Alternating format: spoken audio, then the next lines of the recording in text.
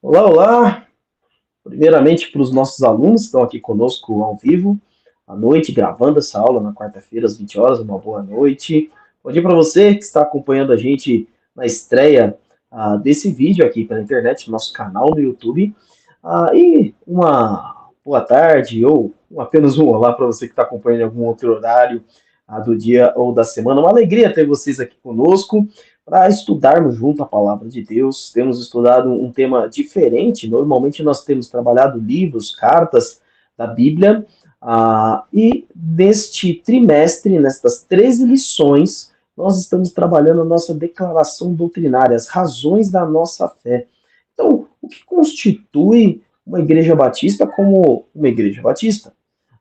É a nossa declaração doutrinária ali, então, nós entendemos ali, segundo a palavra de Deus, como nós norteamos a nossa fé, todo o nosso entendimento bíblico, doutrinário e teológico, para sermos aí considerados batistas brasileiros. E uma coisa importante para você, recapitulando um conceito que a gente fala da primeira aula desta temática, é que para nós, para a Igreja Batista Brasileira, a Bíblia é o nosso único manual de fé, regra e prática. Então, todos os conceitos que nós temos aqui, eles são extraídos da palavra de Deus.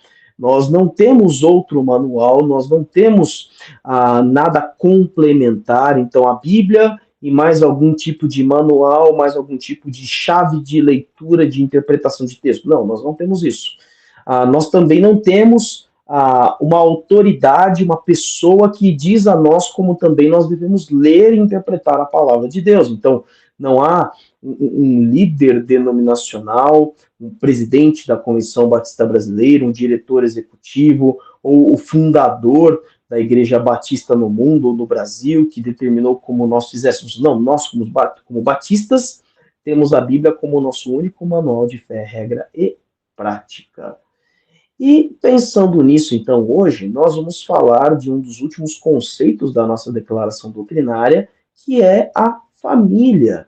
Então, o tema de hoje, você já deve ter visto aí no título, é sobre família. Para isso, eu vou pedir a uns alunos para ler para mim o nosso texto base de hoje, Salmo 127, versículo 1. Fique aí atento com a sua Bíblia. Salmo 127 é um texto que a gente vai voltar algumas vezes, tá? Então, leia aí para mim, Salmo 127, versículo de número 1. Aí quem achou pode abrir o microfone e já começar a leitura.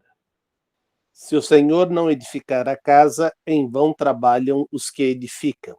Se o Senhor não guardar a cidade, em vão vigia as sentinelas. Muito bem. Então, nós temos aqui uma coisa importante para você entender. No Antigo Testamento, não se fala, não se usa a expressão família. Não de uma maneira direta. Você vai falar, não, mas eu na minha Bíblia, aqui em português, eu leio e eu vejo ali a expressão família. Bom, essa é a tradução para a língua portuguesa e ainda assim algumas versões. Por quê? No hebraico não havia, ali no Antigo Testamento, uma palavrinha para família. Então, o mais próximo que se chegava disso era a expressão casa. Por isso, Josué fala ali no livro de Josué, capítulo 24, versículo 14 versículo 15, ele diz: Eu e a minha casa. Se você pegar uma tradução mais moderna, mais nova, ele vai dizer: Eu e minha família.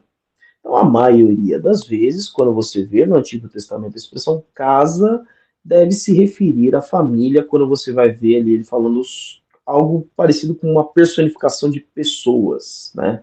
Outras expressões que são maiores do que uma família, que você vai ver, são clãs, você vai ver tribos, né? Então, tribos, aí algo menor, clãs, e aí depois vem as casas, que são as famílias ali. Essas são as expressões que você vai ter ali, de algumas vezes também descendentes, parentes ou algo do tipo, tá bom? O nosso objetivo, nós temos alguns objetivos importantes para hoje. Compreender que a família é um projeto de Deus para a construção da sociedade. Conhecer os tipos de família chancelados pela lei nos dias de hoje. Compreender que o casamento, conforme a Bíblia, deve ser entre o homem e a mulher. conhecer os tipos de inimigos da família enfrentados no dia de hoje e avaliar o seu papel no meio familiar. Então, nós temos aí estes objetivos, e aí eu quero fazer a provocação aqui aos nossos alunos e professores que estão participando. Vou pegar aqui duas pessoas, tá? Para mim, descreva para mim o que é família para você. Qual é o seu entendimento do conceito de família? Então, abre o seu microfone e já pode falar.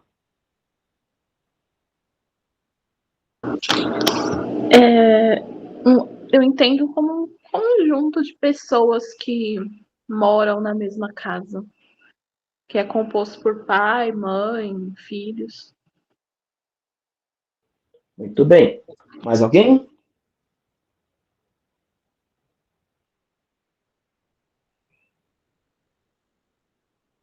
Mais um, gente. Mais um.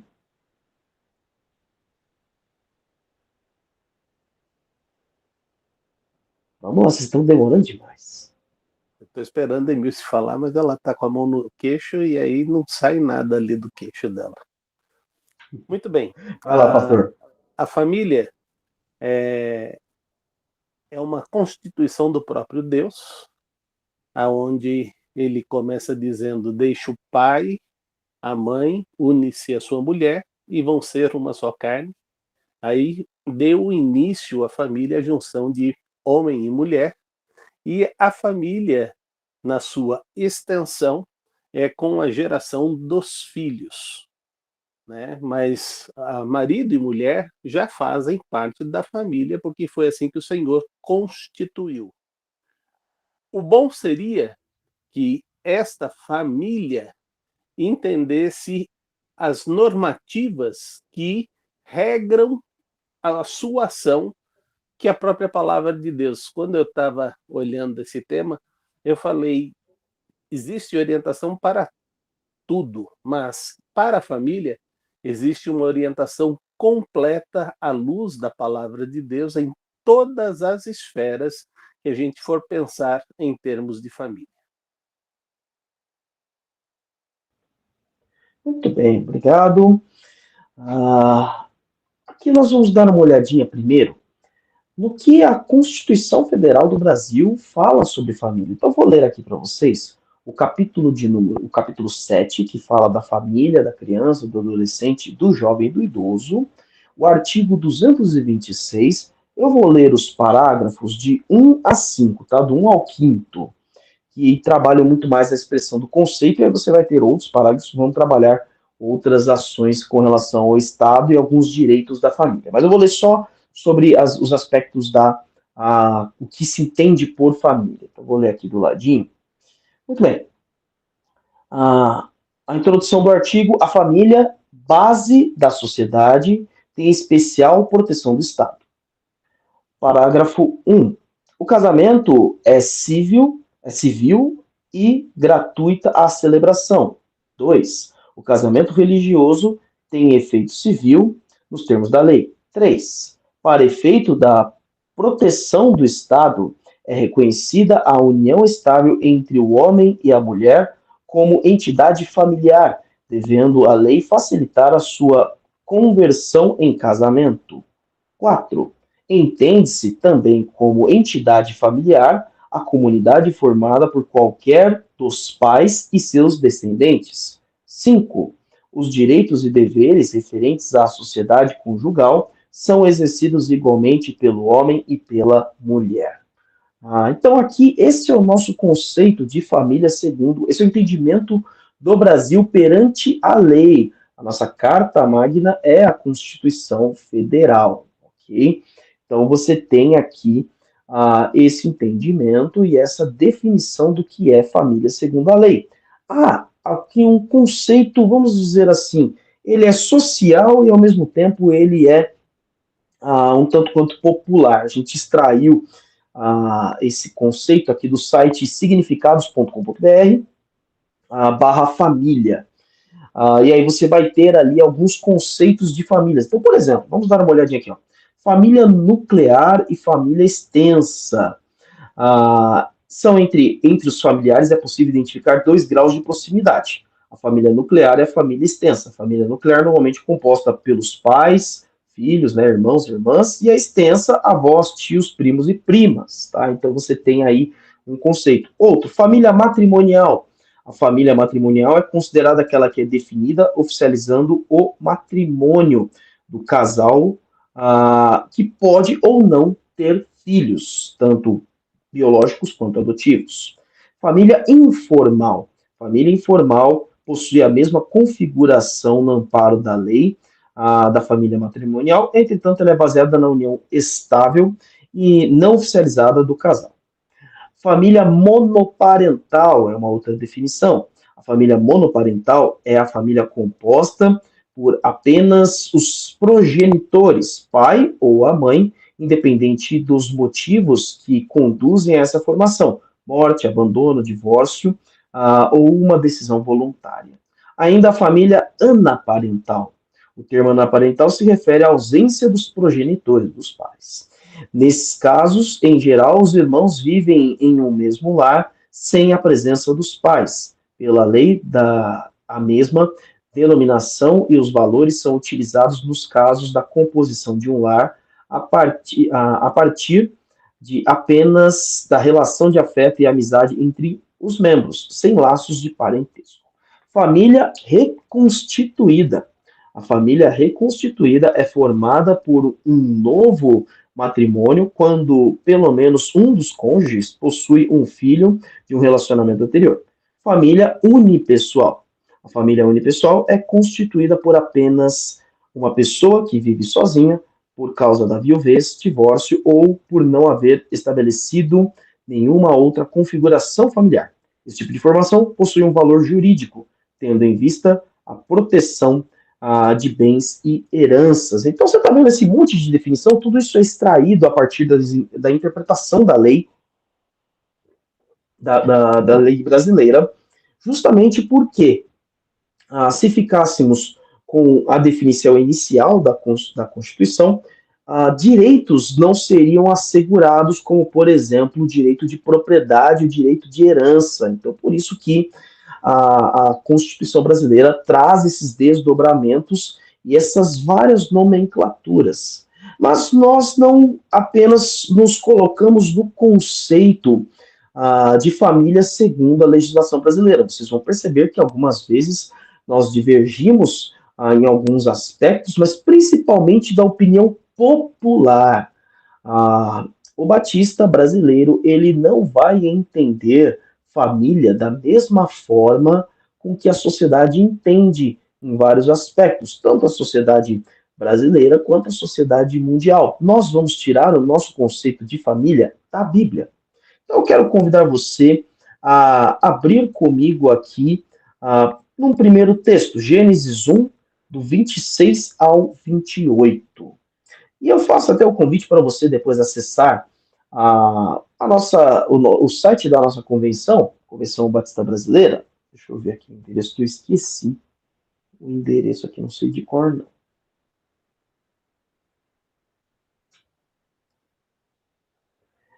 convençãobatista.com.br, e aí lá você vai ter a opção de declaração doutrinária. Essas informações que a gente tirou aqui, a gente está retirando ali na nossa declaração doutrinária. Diga, Bianca. Qual que é o versículo? Gênesis capítulo 1, versículo 26 a 28. Então disse Deus: façamos o homem à nossa imagem, conforme a nossa semelhança.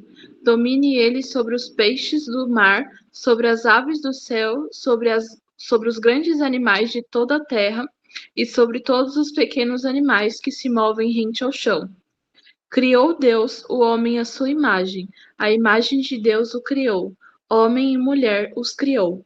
Deus os abençoou e lhes disse: sejam férteis e multipliquem-se, encham e subjuguem a terra, dominem sobre os peixes do mar, sobre as aves do céu e sobre todos os animais que se movem pela terra. Muito bem, nós temos então aqui justamente a criação, a concepção do ser humano. E é muito interessante esses três versículos, principalmente o versículo 27. A expressão que ali o autor de Gênesis, a gente entende, na maioria que foi Moisés ali que escreveu esse texto.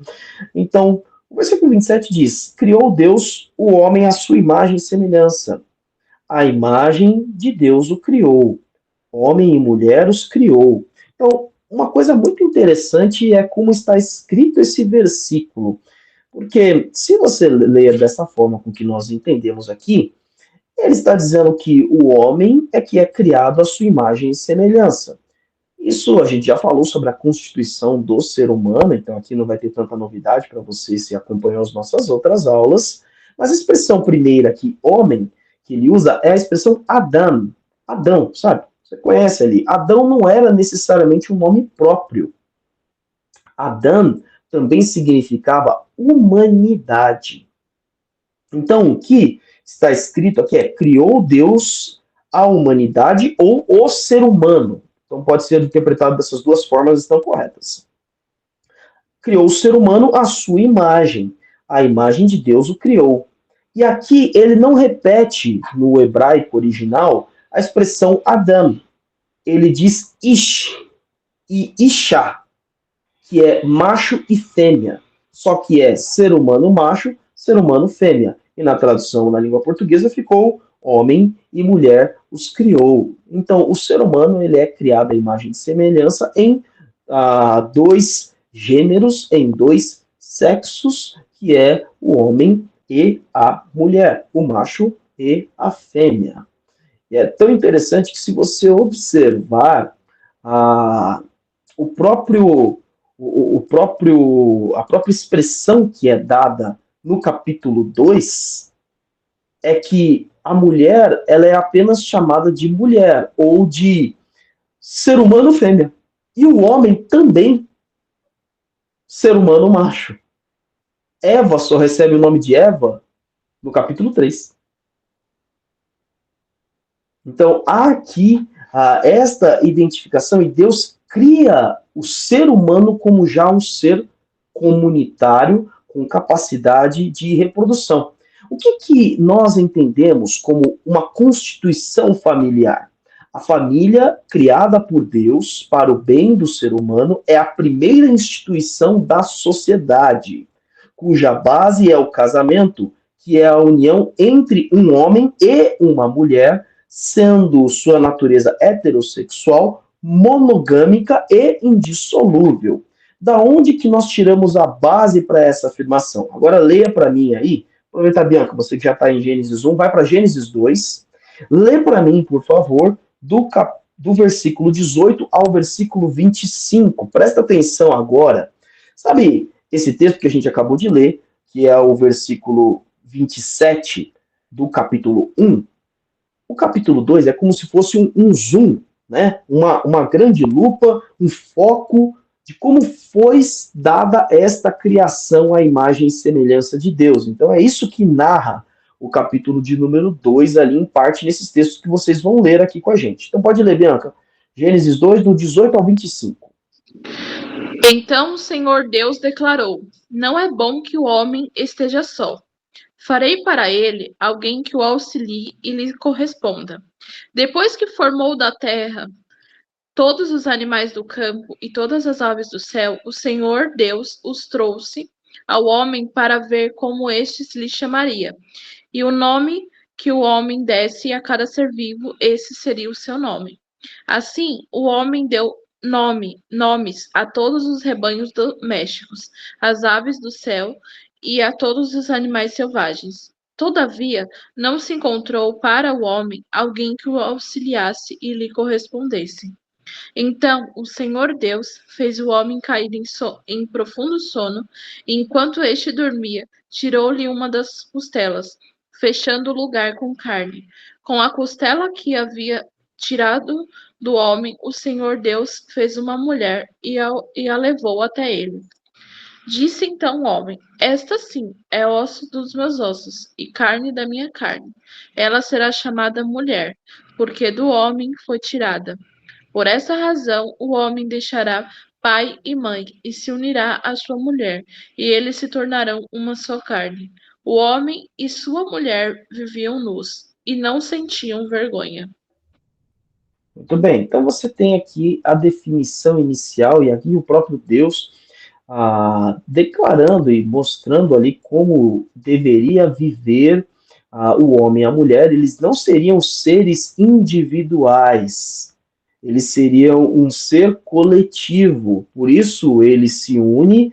E aí você vê que interessante como há essa definição familiar, porque Adão e Eva não têm pai e mãe. Eles têm um pai celestial, mas eles não têm progenitores humanos. Eles têm um progenitor celestial que é Deus. Mas Deus já deixa o conceito a eles, o que aconteceria com os filhos deles. Olha, eles vão formar uma nova família.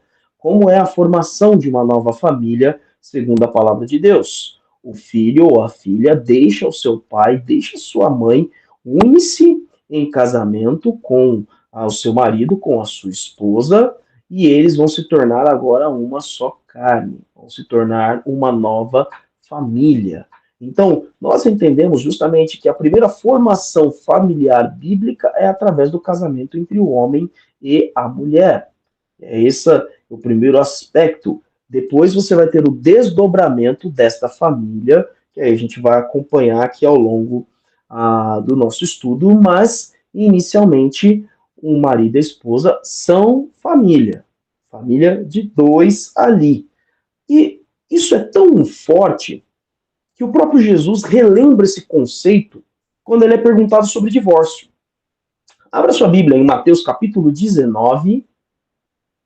Mateus capítulo 19, nós vamos ler aqui do 3 ao... Vamos ler do 3 ao 9.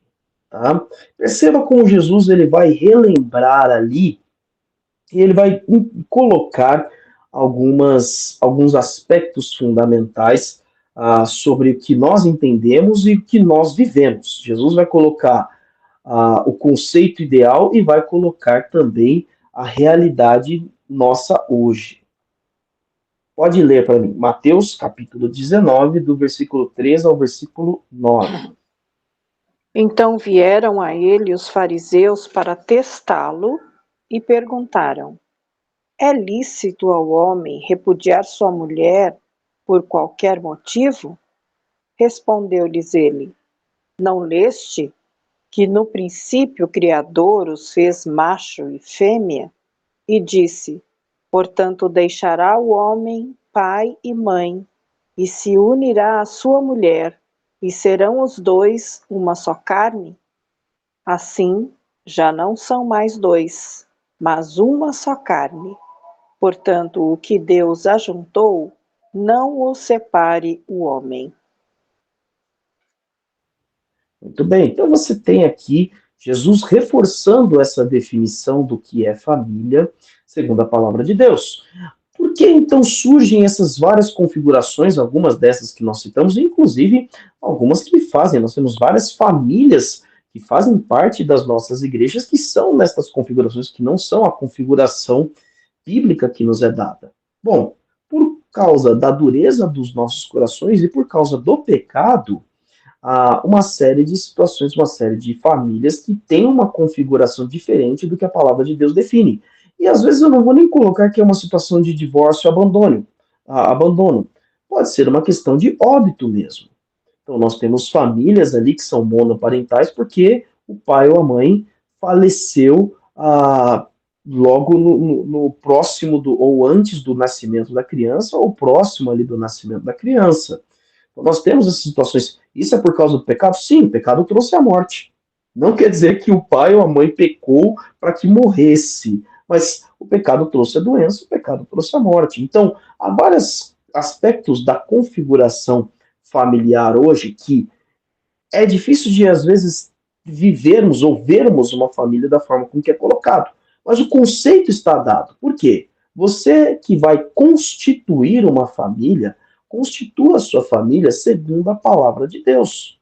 E já entenda isso, casou, é casar até que a morte o separe. Quando Jesus está dizendo o que Deus uniu não separe o homem, você sabia que Deus separa casamentos? Sim, Deus separa. Sabe como? Com a morte. Tanto que o viúvo e a viúva podem ter ali o seu novo casamento, porque foi o próprio Deus que separou, já que a gente não tem poder sobre a nossa vida, e sim Deus.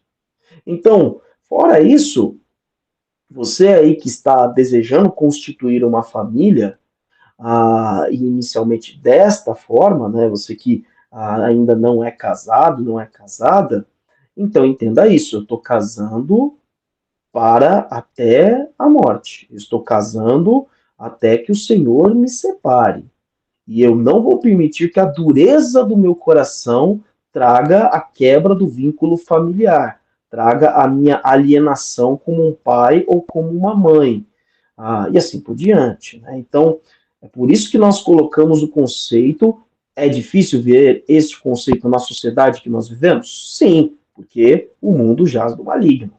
Mas nós temos que ter o nosso ideal para perseguirmos esse ideal e nos tornarmos modelos às próximas gerações. Isso segundo a palavra de Deus, certo?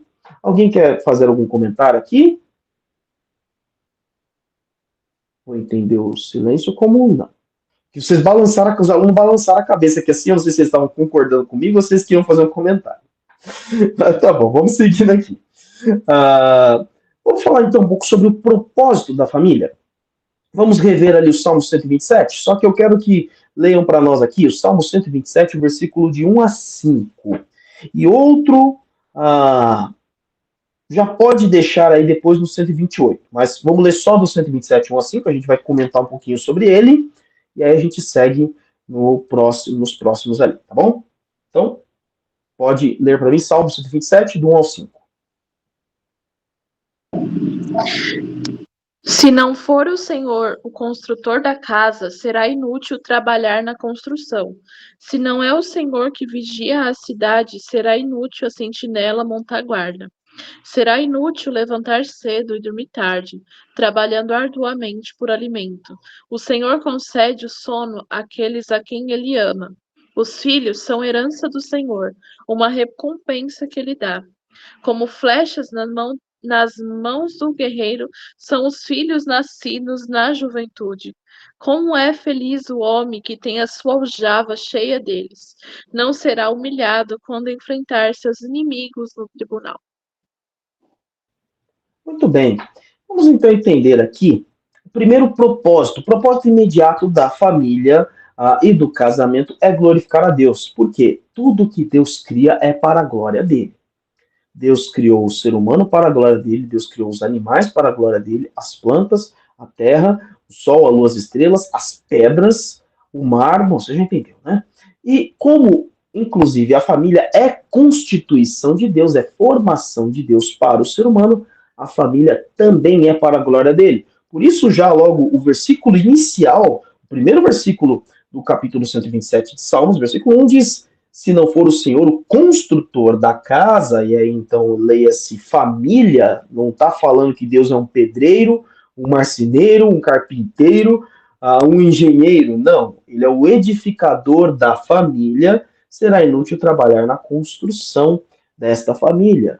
Então, a família existe para a glória de Deus. Por que você quer casar? Por que você quer ter filhos? Por que você deseja ter netos? Por que você gostaria de ter irmãos? Por que você tem o desejo de ter um sobrinho ou uma sobrinha? Por que você quer adotar uma criança? Todas essas perguntas, a sua resposta inicial, presta atenção nisso, a sua resposta inicial tem que ser para glorificar a Deus. Se for porque, me faria tão feliz, eu estaria satisfeito, é meu sonho, é a coisa que eu mais quero na vida, é a minha realização, é meu projeto, vai me definir como pessoa, é o próximo passo. Todas estas respostas estão erradas, todas estas respostas vão lhe trazer maldição ao invés de bênção. Vão lhe trazer problemas ao invés de alegria. Porque o propósito inicial da sua vida, da sua família, tem que ser para glorificar a Deus. Eu quero ter um filho para glorificar a Deus, eu quero adotar um filho para glorificar a Deus, eu quero casar para glorificar a Deus, eu quero ter um irmãozinho, eu vou pedir para o meu pai, para minha mãe, um irmãozinho, uma irmãzinha para glorificar a Deus. Eu quero que os meus filhos tenham filhos, tenham netos, não para ser um vô, uma avó feliz. Você vai ser, mas é para glorificar a Deus, até porque se seus filhos não criarem os seus netos para a glória de Deus, eles vão ser um tormento na tua vida. Né? Só vão servir para quebrar as coisas e comer sua comida, mas não vão trazer alegria nenhuma. Mas vão glorificar a Deus. Então entenda isso. Família é para glorificar a Deus. E o seu desejo de família não tem que ser para realizar sonho, não tem que ser para ter alegria, é para glorificar a Deus. O resto vem depois. Porque aí o restante realmente vai vir com uma qualidade sobrenatural. Porque vai ser Deus construindo, edificando a sua família. Então, esse é o primeiro propósito da família, assim como é o propósito de todas as coisas criadas em todo o universo. Tudo é para a glória de Deus, e aí tudo corre da maneira com que Deus espera. Beleza? Segundo propósito da família é prover aqui, agora anota aí o textão, prover a satisfação das necessidades humanas, comunhão, educação, companheirismo, segurança, realização pessoal, preservação da espécie e, bem assim, o perfeito ajustamento da pessoa humana em todas as suas dimensões, especialmente a criança e o idoso. Nossa, quanta coisa, não entendi nada. Falou. O que você quer dizer com isso? Vamos ler a Bíblia para entender isso com mais facilidade. Lê agora o Salmo 128, do versículo 1 ao 6. Salmo 128, então o salmo seguinte, lê para mim, é o salmo todo, né, gente? Então o Salmo 128, do 1 ao 6. Pode ler. Bem-aventurado aquele que teme ao Senhor e anda nos seus caminhos. Comerás do trabalho das tuas mãos. Feliz serás e te irá bem. A tua mulher será como a videira frutífera aos lados da tua casa. Os teus filhos como plantas de oliveira à roda da tua mesa. Assim é abençoado o homem que teme ao Senhor. O Senhor te abençoe de Sião todos os dias da tua vida, para que vejas a prosperidade de Jerusalém e vivas para ver os filhos de teus filhos. Paz seja sobre Israel. Muito bem, então você tem aqui inicialmente alguns aspectos fundamentais. Então, ok, olha, por que a gente está fazendo? Eu não disse para você que família é para glorificar a Deus? Aí você vai dizer, não, entendi direitinho, pastor, é isso aí mesmo, minha família tem que ser para a glória de Deus. Mas se você não fizer a outra pergunta, eu vou achar estranho. Como é que eu tenho a minha família para a glória de Deus? Acho que essa é a pergunta óbvia. Como é que eu glorifico a Deus com a minha família? Bom, aí volto a essa definição que nós temos aqui, prover uma satisfação, e aí em vários aspectos. E aí você vê aqui a definição, como é feliz quem teme o Senhor, quem anda nos seus caminhos. Então, primeira coisa, eu tenho que andar e temer ao Senhor, eu tenho que andar nos caminhos dele, eu tenho que temer. E aí, você já vê, primeiro, há uma provisão aqui. Ele diz, você comerá do fruto do seu trabalho. Então já começa por aí. Você tem responsabilidade de provisão dentro do seu lar. Cada um no seu papel, cada um desempenhando de uma forma. Até as crianças têm um certo tipo de provisão no lar. Não necessariamente de recurso financeiro, por exemplo, mas elas também vão adotando papéis na família no cuidado, por exemplo, da casa, no cuidado da rotina, vão aprendendo já como lidar com outras pessoas da família quando você tem mais de um irmão, né? Então, o mais novo vai auxiliando, o mais velho vai auxiliando o mais novo, ele não tem a responsabilidade parental, mas ali já é, inclusive, uma educação para este de como ele vai cuidando de alguém que tem menos capacidade ou, às vezes, que é indefeso diante dele. Então, você vai ter vários aspectos ali desta provisão, e aí ele vai dizendo, então, você vai comer do fruto do seu trabalho, você vai ser feliz, você vai ser próspero, a esposa também será frutífera, os filhos, eles vão crescer e eles vão também frutificar, por isso ele usa a expressão serão como brotos de oliveira ao redor da sua mesa, assim será abençoado o homem que teme ao Senhor. Então, primeiro, a provisão no lar começa com o temor ao Senhor. Esse é o primeiro aspecto que a gente tem que ter em mente. E aí, a provisão das necessidades humanas. A gente vai dar alguns textos de lição de casa e você vai ver ali a provisão das necessidades do marido, da esposa. Também vai gerar ali a formação do ser humano, a comunhão, o companheirismo. Você também precisa prover segurança ao lar, segurança física, segurança emocional, segurança espiritual, segurança física, prover um lar que realmente que realmente dê a sensação de que a criança, que a esposa, que o marido, eles estão ali seguros, então não é displicente com relação à segurança do lar, e não só uma casa especificamente. Está andando na rua, a sua esposa, os seus filhos têm que ter a noção de que eles estão seguros porque você os protege. Mesmo que você não seja o faixa preta das artes marciais, não seja o campeão de tiro ou qualquer outra coisa do tipo. Isso já entra até na parte de provisão de segurança emocional. As pessoas têm que ter em mente, os seus familiares, que você não vai abandoná-los, que não existe uma possibilidade de você ir embora. Ou seja, senhoras mães, estão prestando atenção? Senhoras futuras mães, está proibida a frase, um dia eu vou sumir. E aí eu quero ver. A frase que eu quero ver, um dia eu vou sumir dessa casa. Essa é uma frase que não faz o menor sentido, né? Mas está proibido, não pode passar essa sensação para a criança que um dia você vai sumir.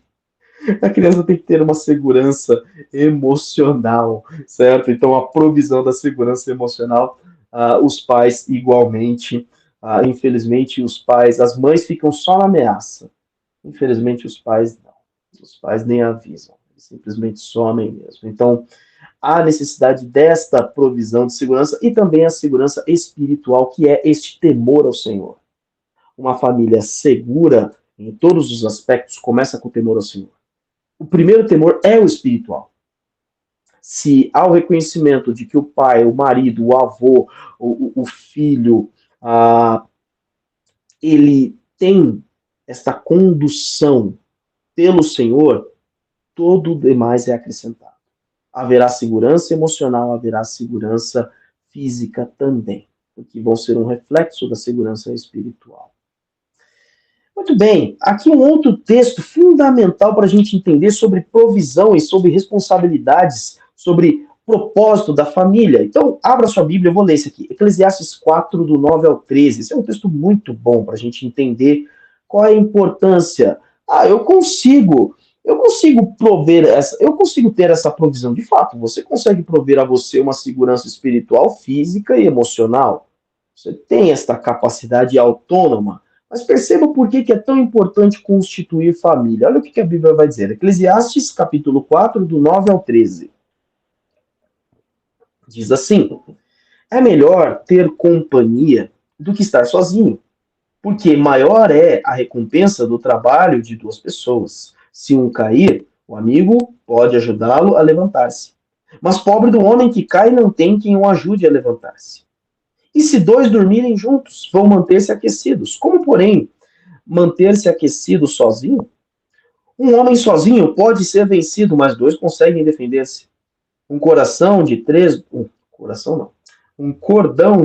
dobras não se rompe com facilidade. Deus não te fez para viver só. Deus não criou o ser humano, e isso, gente, é antes do pecado. É isso que a gente tem que ter em mente. O ser humano não foi criado para ser só. Já foi logo no início criado como macho e fêmea, como homem e mulher. Já com capacidade reprodutiva e já para ter uma união, uma unidade, né? Duas pessoas vivendo como um só, sendo uma só carne, né, um só corpo. Então, esse é o aspecto que a gente tem que entender, o porquê que a família deve ser desejada, por que a família deve ser trabalhada para ser vivida dessa forma.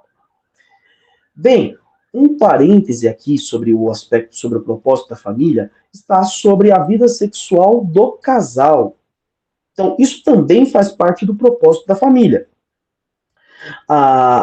Veja ali Hebreus capítulo 13, versículo 4. Então, leia Hebreus 13, 4. Abra sua Bíblia aí e leia para mim. Hebreus capítulo 13, versículo 4. Quem achou pode ler. Vou dizer para vocês que nenhum dos alunos que estão aqui ganharia o concurso de esgrima bíblica, desembanhar a espada, porque vocês estão muito devagar. Pode ler, queridos. Digno de honra entre todos seja o matrimônio, bem como o leito sem mácula, pois aos devassos e adúlteros Deus os julgará. Muito bem. O que se entende, então, sobre a vida sexual? A vida sexual dentro do casamento, ela é bênção, ela é presente, ela é dádiva de Deus. Fora do casamento, ela é um pecado contra Deus. A relação sexual, ela não é algo para ser vivido fora do casamento. Ela não é para ser vivido antes do casamento também. Ele é um privilégio e uma recompensa para os casados. Mas eu quero ter porque é bom, realmente é bom, tá, gente? Foi Deus que fez. Também não é resultado do pecado, não, tá? Se alguém te disse isso, falou bobagem. Que a gente já viu lá em Gênesis 1, 26, 27, 28, Deus dá a ordem, vão e multipliquem-se. Isso aí não é através de osmose, tá bom? É relação sexual que Deus está dando. Quando ele diz ali, os dois serão uma só carne, não era porque eles davam aliança um para o outro, não. Porque isso aqui nem existia. Era através do ato sexual. Então, o sexo, ele é presente, ele é bênção, mas ele é reservado ao casamento. Por isso, o autor da carta aos Hebreus diz: o casamento deve ser honrado por todos, o leito conjugal conservado puro, pois Deus julgará os imorais e os adúlteros. Então, é também um propósito. Então quer dizer que eu caso também para ter relação sexual, para fazer sexo? Sim, é bênção de Deus, é presente de Deus, mas só para o casamento. E se for fora? Bom, fora você vai perder a bênção de Deus. Porque não é a realização, uma celebração. A relação sexual no casamento é a celebração do amor. É a celebração da união dos dois. É a celebração do desejo mais forte de fazer o outro feliz, de gerar prazer para o outro. E isso, quando se torna apenas sexo, é escravidão. Você está escravo do seu desejo. Então você quer apenas realizar o seu desejo. Por isso você por isso você quer ter a relação sexual. E o sexo não foi criado para isso. Não foi simplesmente para te tornar um escravo do prazer. Pelo contrário, foi para você gerar a alegria, satisfação, felicidade para o outro, para a esposa, para o marido. Tá? Então essa é uma compreensão que a gente tem que observar. Último aspecto, falando ainda sobre propósitos da família. Tá? Os conflitos na família e no casamento, alguns de natureza irreconciliável, fogem do plano original de Deus, sendo provenientes da dureza do coração humano. Então é isso que Jesus estava falando ali em Mateus 19. Moisés, ele diz ali, os fariseus perguntam, então por que Moisés criou o divórcio? Moisés criou o divórcio porque vocês têm um coração duro, porque vocês não sabem perdoar, porque vocês não sabem viver em santidade, porque vocês não sabem como se reconciliar. E por conta destas posturas, então, existe essa situação. Mas a família não foi criada para viver de maneira irreconciliável. Então, querido, primeiro de tudo, se há para você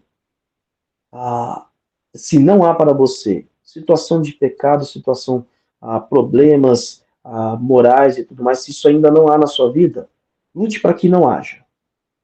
Busque viver em santidade, busque viver fazer a vontade de Deus, para que isso não aconteça. Mas se isso aconteceu, busque em Deus o perdão que Jesus Cristo pode dar.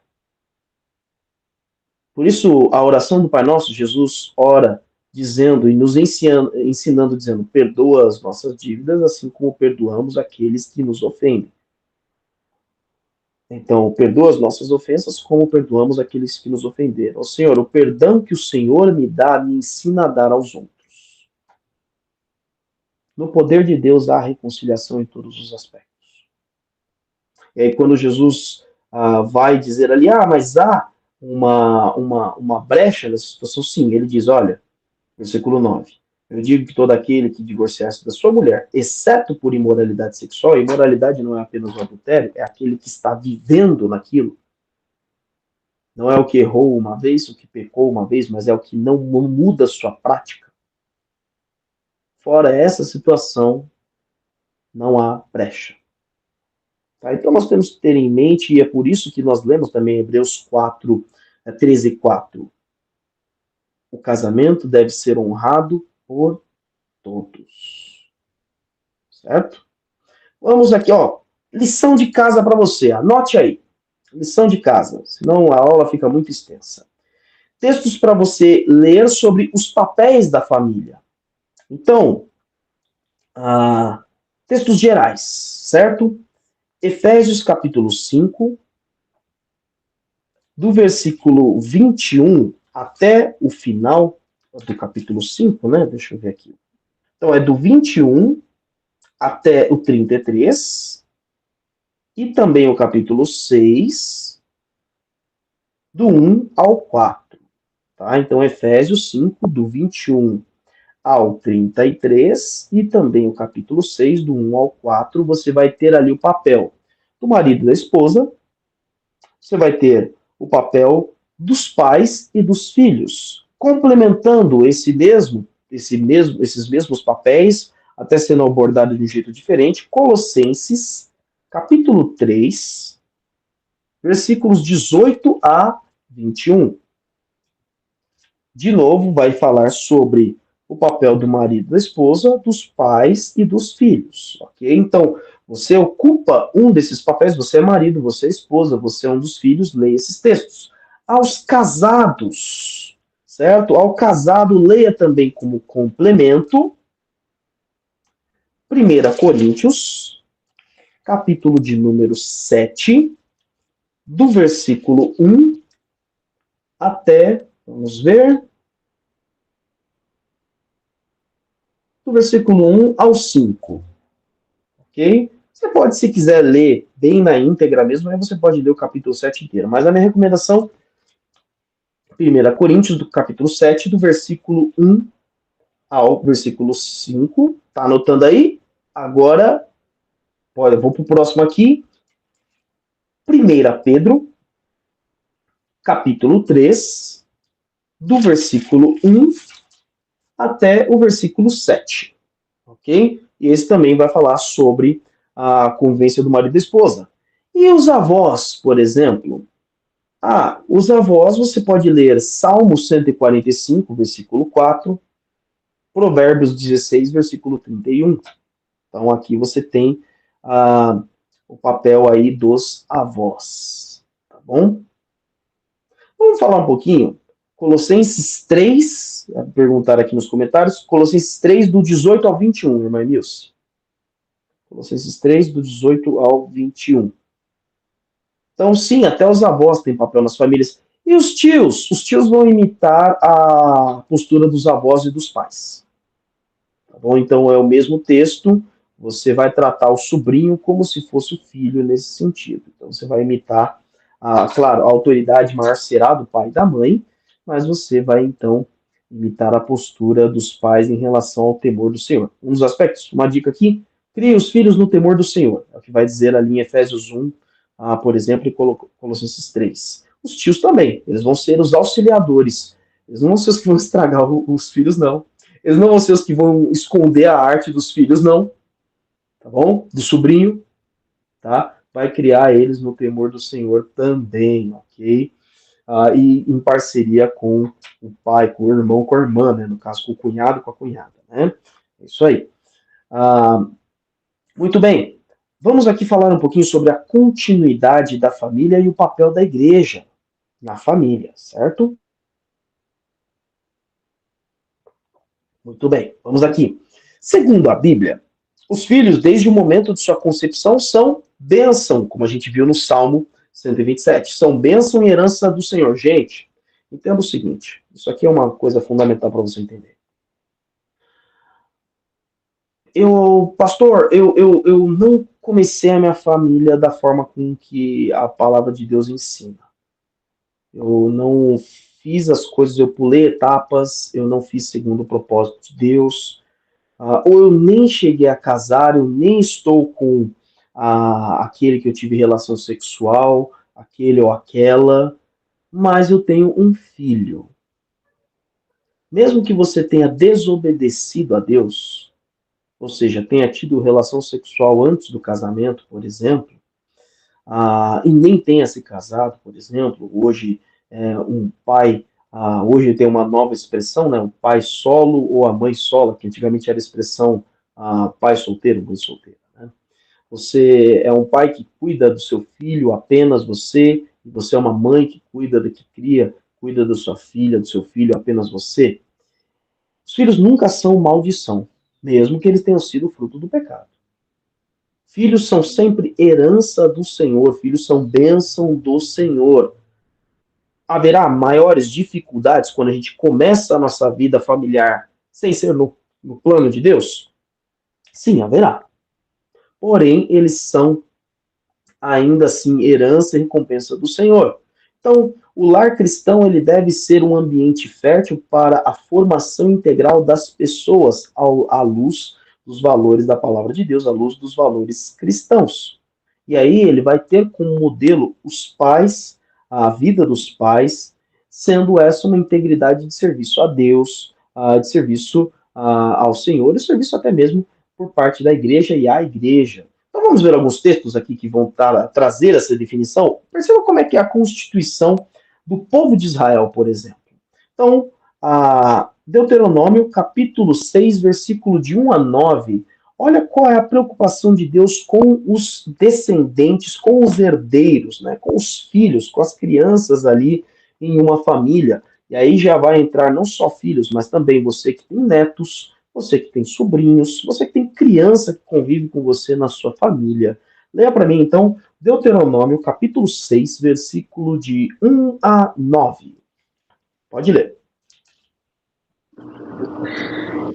Esta é a lei, isto é, os decretos e as ordenanças que o Senhor, o seu Deus, ordenou, que eu ensinasse a vocês, para que vocês... Faz uma gentileza para mim, desculpa te interromper.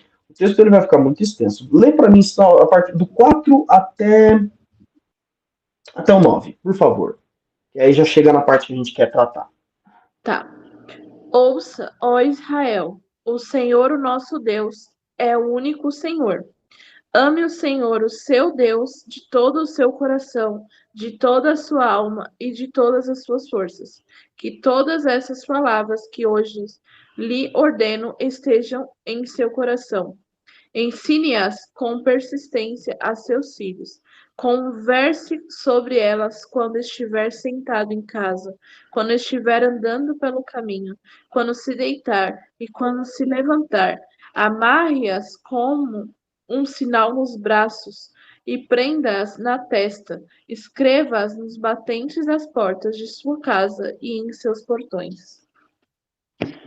Muito bem. Então você tem aqui já Deus falando como seria o trato, a educação da criança. Então, olha, você conhece aqui o versículo 4, 5, 4 e 5, tem ali a definição do principal, do primeiro e maior mandamento de todos, amar a Deus sobre todas as coisas. Mas como é que o meu filho vai aprender a amar a Deus? E aí ele vai dizer, olha, você vai a ensinar todas as palavras que eu disse. Então, primeiro, aprenda a palavra de Deus. Tenha isso gravado no coração, como diz o salmista, eu guardei a palavra a tua palavra no meu coração para eu não pecar contra ti. Então, a Bíblia tem que não só ser lida por você, estudada por você, mas ela tem que fazer parte da sua vida, parte do seu DNA. Sua respiração tem que ser Bíblia. Seu sopro de vida tem que ser sopro de Bíblia. Você tem que conhecer dessa palavra agora para poder ensinar. Então ele vai dizer, olha, as palavras que eu ordeno a vocês hoje estejam no seu coração. Então não é só o decor, não é só na mente, tem que fazer parte da vida, do sentimento, da ação, então do coração. E ele vai dizer, ensine com persistência. Poxa, mas quantas vezes eu tenho que dizer para o meu filho temer ao Senhor, obedecer, não fazer isso, não fazer aquilo? Eu já falei 1000 vezes e vai falar 1001, e 1002, e 1003. Ensine com persistência. Eu não vou falar mais, isso aí não é de Deus. É a última vez que eu falo, isso não é de Deus. São as frases de pai e mãe, né? Não, você vai ensinar com persistência. Vai ser contínuo. Você não vai desistir. Continuidade da família é desta forma. Lembre-se, você teve filhos para a glória de Deus. Você tem sobrinhos para a glória de Deus. Você tem netos para a glória de Deus. Então você vai ser persistente nesta tarefa. Deus confiou isso a você. Aqui a Bianca escreveu, criança mais repetição todos os dias. É isso aí mesmo, Bianca. Todos os dias, e olha, quanto mais nova a criança, a repetição ela deve ser umas 10 vezes no dia. Entendeu? Quanto mais nova, isso vai melhorando à medida que a criança vai amadurecendo, vai envelhecendo. Mas quanto mais novo, você vai repetir várias e várias e várias vezes. Né? Pega ali os nossos bebês da igreja que tem 2 aninhos. Não pode, não pode, não pode. Ele vai ouvir umas 15, 16 vezes, não pode durante o dia. Né? Então, isso sim. E aí ele vai dizer, converse. Qual é o assunto com o seu sobrinho, com o seu filho, com o seu neto? Converse sobre elas, sobre essas palavras, quando você estiver aonde? Em casa. Quando estiver andando pelo caminho, está passeando, está indo para a escola, está indo para o trabalho. Converse sobre elas. Quando estiver andando pelo caminho, quando se deitar, qual é a última coisa que suas crianças escutam antes de dormir? Quando se levantar, qual é a primeira coisa que elas ouvem ao acordar? Levanta! É isso? É um balde de água? É uma água gelada? Vamos, teste, tá atrasado. Ah, isso só eu tudo mesmo nessa casa.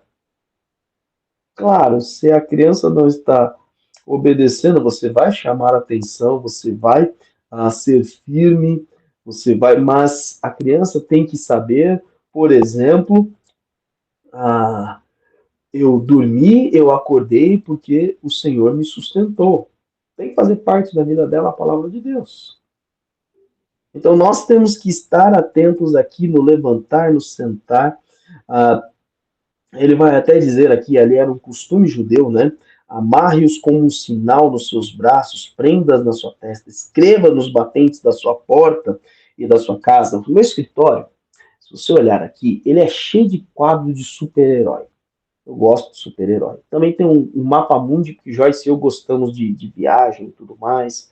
Então tem aí para colocar onde a gente gostaria de ir, ou onde a gente já foi. Tem estante com meus livros, com os livros da Joyce. Tem estante com meus bonequinhos colecionáveis, que eu gosto dessas porcaria. Tem também retratos da família. Mas também várias partes da casa vão ter aspectos que lembram a palavra de Deus. Então, a composição da sua casa tem que remeter as crianças a lembrarem a quem eles temem, a quem o sacerdote do lar e toda a família, como disse Josué, eu e a minha casa serviremos ao Senhor. A quem este lar serve? Antes mesmo do nascimento deles, a quem ele servia? e a quem ele permanecerá servindo depois que eles formarem a própria casa, o próprio lar, a própria família. E qual é o papel da igreja em tudo isso? E olha, vamos olhar um texto bíblico que já vai dar a dinâmica disso. Então, abra sua Bíblia em Atos 2. Vamos lá para o Novo Testamento. Vamos lá em Atos capítulo 2.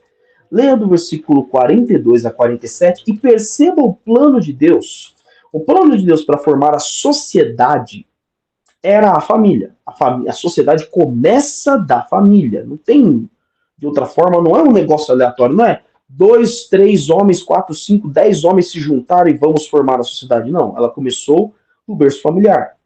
Pai, mãe, filhos. Depois sobrinha, depois netos, aí depois filhos dos filhos, sobrinhos, outra família, e assim foi se formando a sociedade.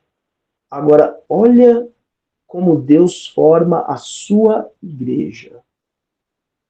Pode ler para mim Atos 2, do 42 ao 47. E perseveravam na doutrina dos apóstolos, na comunhão, no partir do pão e nas orações. Em cada alma havia temor, e muitas maravilhas e sinais eram feitos pelos apóstolos. Todos os que criam estavam juntos e tinham tudo em comum. Vendiam suas propriedades e bens e repartiam com todos, segundo a necessidade de cada um. Perseverando unânimes todos os dias no templo e partindo o pão em casa, comiam juntos com alegria e singeleza de coração, louvando a Deus e caindo na graça de todo o povo. E todos os dias acrescentava o Senhor à igreja aqueles que iam sendo salvos. Muito bem. Então nós temos aqui a igreja nascendo dentro das famílias. A expressão aqui, casa, é casa mesmo. Porque aqui já a gente está falando do Novo Testamento, o Novo Testamento é escrito em grego. Então aí sim já há uma palavra para família, já havia uma palavra para casa, certo? E aqui ele está dizendo então, como que a igreja funcionava? A igreja funcionava nas casas. A igreja funcionava entre as famílias. Não havia templo. O pátio do templo que eles se reuniam era o templo judeu. Era o templo onde os judeus faziam sacrifícios. Mas os cristãos daquela época já não faziam mais sacrifício, porque já entenderam que o perdão veio através do sacrifício de Jesus. Então era uma forma geral de eles se reunirem, até que fosse proibido que eles se reunissem lá. E os demais cristãos em outras igrejas que foram surgindo em outras cidades, Antioquia da Síria, Antioquia da Psídia, Éfeso, Colossos, Filipos, a Corinto, a Laodiceia, Filadélfia, todas essas cidades onde surgiram, eles se reuniam nas casas, no seio familiar. Então, qual é o papel da igreja diante da família? Cabe à igreja dar o suporte à formação familiar, dar o suporte aos pais, a formação educacional dos filhos, a formação espiritual do marido, da esposa, aos avós, aos tios. Bom, a gente está fazendo isso agora. Nós estamos fazendo isso agora e dar ali o suporte naquilo que muitas vezes o pai ou a mãe não tem como dar. Porque entenda uma coisa, qual que é a beleza da Igreja de Cristo? Nós temos muitos dons, então o pai e a mãe não terão todos os dons necessários para edificar a família. Por isso a igreja foi feita, para que naquilo que o pai ou a mãe não tiver como dom, aquilo que o avô ou a avó não tiver, o tio ou a tia, o filho ou a filha, o irmão ou a irmã, a igreja vai complementar, vai abençoar e vai fazer parte desta família, muito mais que uma família de sangue, agora uma família espiritual. A família de Cristo, já que esta igreja agora faz parte desta família da mesma forma. Então, o papel da igreja é este dentro do lar: capacitar, formar, edificar, suportar, socorrer, consolar. Só que como isso tem que funcionar, minha gente? Você tem que trazer a igreja para dentro da sua casa. Era assim que funcionava antes. Nós aprendemos a institucionalizar tudo, tanto que você fala como para os seus filhos no domingo. Eu vou à igreja.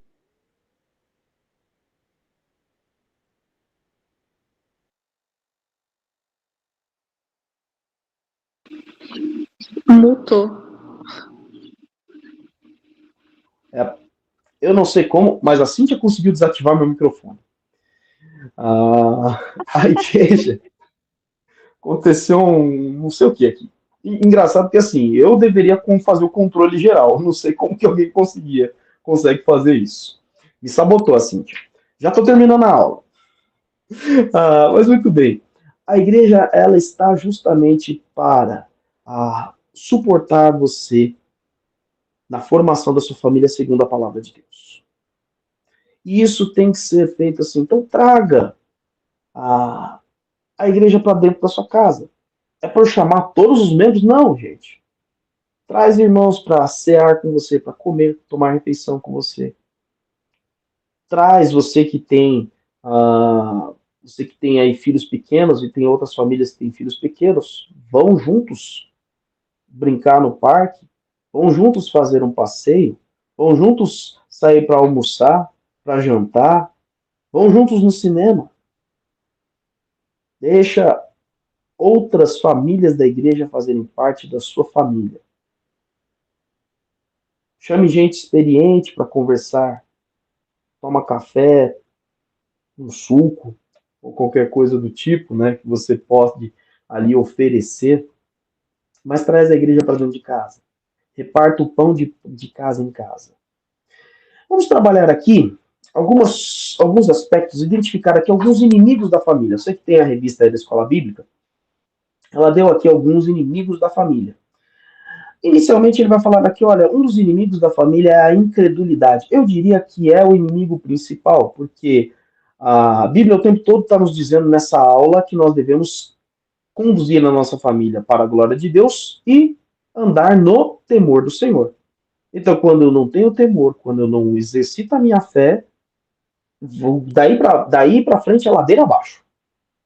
Daí para frente a gente só desaba. E aí vão surgir outros aspectos. Um outro inimigo da família, a infidelidade.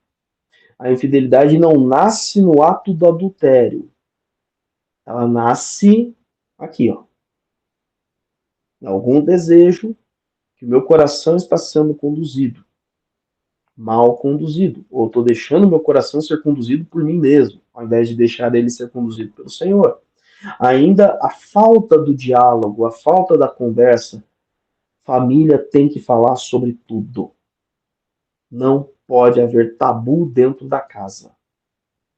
Há assuntos certos, há assuntos que devem ser conversados conforme a idade vai avançando, por exemplo, dos filhos? Sim. Você não vai falar sobre alguns aspectos com uma criança de 3, 4 anos. Mas à medida que for havendo maturidade, tem que ser conversado sobre tudo. Todas as coisas. Não pode haver a falta do diálogo. A Bianca colocou aqui, ser melhores amigos. Mais ou menos, viu, Bianca? Mais ou menos. Porque o papel do pai e da mãe não é ser amigo dos filhos. O marido e a esposa, sim. Marido e esposa, sim.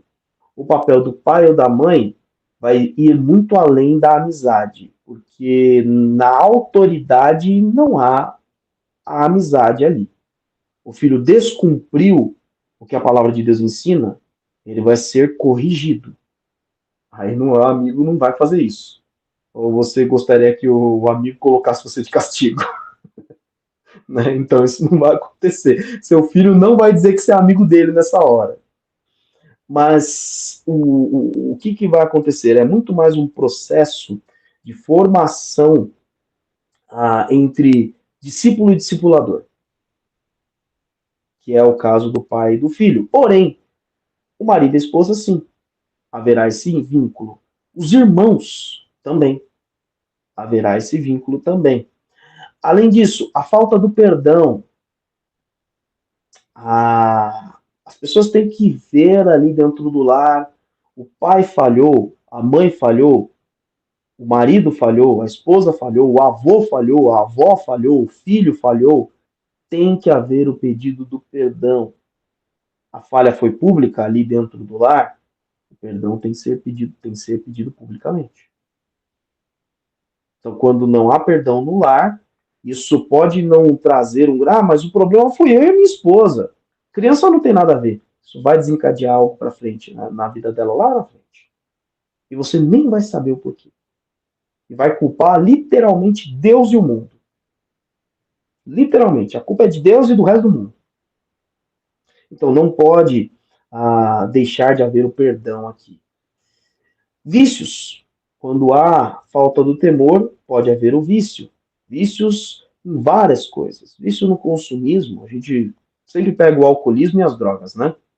As situações ilícitas. Mas você tem o vício na imoralidade, na pornografia, por exemplo. Você tem o vício no consumo, o uso irresponsável do dinheiro, do recurso financeiro, e vários outros tipos de vícios que podem surgir. Hoje você tem, o meu celular está filmando aqui, o vício no celular, por exemplo. Vício nas redes sociais, por exemplo. Outro aspecto, a violência. A violência é um inimigo da família. Então, a disciplina não pode ser violenta. A Bíblia até nos ensina como disciplinarmos. Agora, marido e esposa, entre marido e mulher, não pode haver qualquer tipo de violência, muito menos, antes da violência física, a violência verbal. Porque crianças aprendem, se os filhos estão sendo violentos, é porque aprenderam dos pais. Tanto violência física quanto violência verbal. A maioria dos casais não são violentos fisicamente, mas são violentos verbalmente. Agridem com palavras. Dívidas. Então, a má administração do recurso financeiro. Aprenda, a igreja está aí para isso, gente. Aprenda a administrar bem os recursos. Isso é um dos inimigos da família. E um outro mais moderno que é colocado aqui, o antagonismo dos meios de comunicação, como a TV e as redes sociais. Então, TV, rede social, mídia no geral, tanto mídia de massa quanto mídia social, são inimigos da família? Não, se forem bem usados. Então, por exemplo, aqui em casa, as mídias sociais, tanto o YouTube quanto a televisão, fazem parte do nosso culto doméstico algumas vezes. Nós temos aí alguns canais do YouTube, eu recomendo o Bible Project, que é Projeto Bíblico em inglês, né? Bible Project em português. Depois você pesquisa lá no YouTube, lá você vai ter várias definições de conceitos bíblicos e teológicos em vídeo e todos cartoonizados, todos desenhados. É excelente para... Não é só para criança não, viu? Pelo contrário, na verdade é muito mais para adultos ali. É excelente o conteúdo para você utilizar muitas vezes como ilustração no culto doméstico, no culto do lar, no culto da sua família. Então, sabendo usar bem, vai ser bênção. É ferramenta. Ferramenta, você pode usar um martelo para bater um prego ou para acertar o seu dedão. Então, o martelo pode ir bem, você pode fazer um buraco na tua parede porque não sabe bater no prego direito, ou você pode pendurar um quadro, como tem vários aqui pendurados no escritório. E, bom, aqui ele nem sempre foi bem usado, então tem às vezes um furo que está torto, eu tive que bater o prego do lado, né? Então, a gente tem que entender isso. Os meios de massa, eles têm que ser ferramentas, mas se não forem bem utilizados, eles vão ser, sim, inimigos do lar, inimigos da família. Tem muita gente que está interessado em destruir aquilo que Deus constituiu. E muito antes de toda a sociedade, o inimigo das nossas almas. Ele sempre teve o desejo de destruir isso. Muito bem, queridos. Então, vimos aqui um pouco sobre o conceito do que é família segundo a palavra de Deus. Nós entendemos um pouco de como a sociedade e a lei enxerga o âmbito familiar. Nós entendemos um pouco das responsabilidades do homem e da mulher, do marido e da mulher, diante do casamento. E o convite é você agora avaliar o seu papel dentro da família. Como eu estou exercendo o meu papel como pai, como mãe, como marido, como esposa, como filho, como filha, como irmão, irmã, neto, primo, sobrinho, e assim por diante, né? Você tem vários graus de parentesco que são utilizados. Por quê? Isso é sempre uma autorreflexão.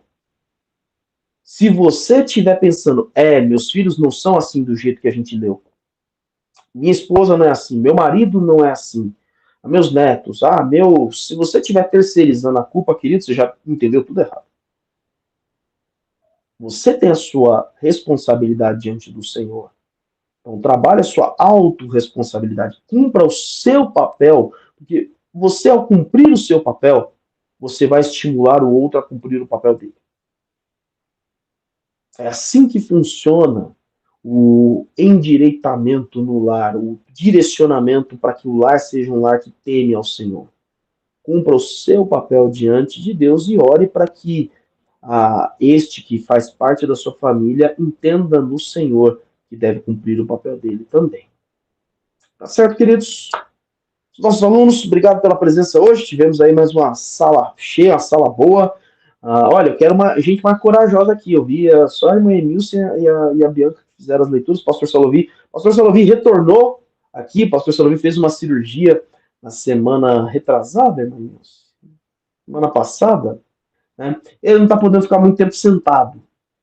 Né? Então, há 2 semanas atrás, né? Há 2 semanas atrás, ele fez uma cirurgia, então ele não está podendo ficar muito sentado, aí ele conseguiu hoje participar da nossa aula, ficou aí um tempinho com a gente aqui, ele continua aqui conosco aqui, mas aí não dá para ele ficar sentado o tempo todo, está se recuperando. Pastor, foi muito bom ter o senhor de volta aqui. Orem para que ele possa ministrar as próximas aulas também, volte a ministrar as próximas aulas, e no domingo também estará lá ministrando a nossa classe dos adultos. Tá bom, queridos? Você que está nos acompanhando pelo YouTube agora, daqui a pouquinho começa a nossa celebração. Então esteja conosco aqui pelo canal da Igreja Batista de Vila Matilde. Acompanhe a gente nas redes sociais aí. A rede social, inclusive, mudou o nick. Né? A nossa Igreja na Vila, agora aqui no Instagram, no Face também. Então, esteja conosco aí, participando e adorando o Senhor. Obrigado. Nós que agradecemos, pastor Cristiano. Nós que agradecemos os ensinamentos. A questão da família é a base para o progresso da nossa nação. É verdade. É verdade. Então, mais queridos, aos alunos aqui, uma boa noite. Deus abençoe a você. Bom dia, boa tarde. Deus abençoe sua semana. Boa noite. Obrigada, pastor. Obrigada, pastor. Boa noite, gente. Tchau, Boa irmão. noite, queridos. Boa noite.